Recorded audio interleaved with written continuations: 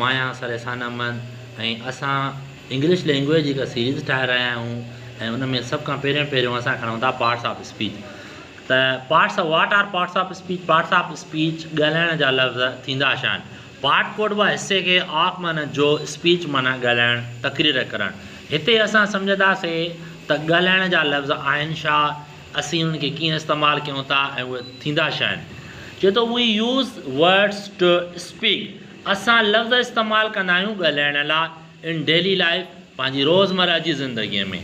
And different situations and सर्कमस्टेंसिस, मुख़्तलिफ़ हालात में, मुख़्तलिफ़ जॻहनि ते, मुख़्तलिफ़ कंडीशन ते, मुख़्तलिफ़ लहजनि सां। So we use parts of speech, त असां पार्ट्स ऑफ स्पीच यानी ॻाल्हाइण जा लफ़्ज़ इस्तेमालु कंदा आहियूं। फॉर एग्ज़ाम्पल असां हिकिड़ो मिसाल खणूं था,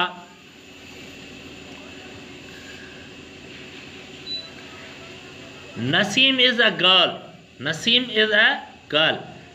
हाणे हिते असां हिकिड़ो सेंटेंसिस खयो आहे, Naseem is a girl, Naseem हिकु छोकिरी आहे। हाणे हिन में असां पार्ट्स ऑफ स्पीच ॻोल्हे ॾिसंदासीं त कहिड़ा कहिड़ा वर्ड आहिनि। हाणे नसीम जेको आहे असांजो आहे नाउन आहे, यानी छा आहे, नाउन आहे। ऐं हिन में जेको उहो आर्टिकल आहे, इज़ हेल्पिंग वर्ब आहे, ऐं गर्ल बि असांजो नाउन आहे। हाणे ॾिसो फॉर एग्ज़ाम्पल तौर हुरा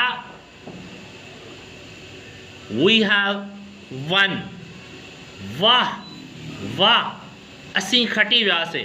हाणे हुरा लफ़्ज़ जी माना आहे वाह वाह। असांजे मिसाल जे तौर ते कंहिंखे चवंदा आहिनि वाह वाह तमामु भलो कमु कयो थी। जीअं नसीम छोकिरी आहे, छा थियो, कहिड़ो सबबु आहे, मुख़्तलिफ़ क़िस्मनि जा जेके असां लफ़्ज़ इस्तेमालु कंदा आहियूं असां उन्हनि खे पार्ट्स ऑफ स्पीच चवंदा आहियूं। हाणे हे हुयो सिंपल पार्ट्स ऑफ स्पीच जो तारीफ़।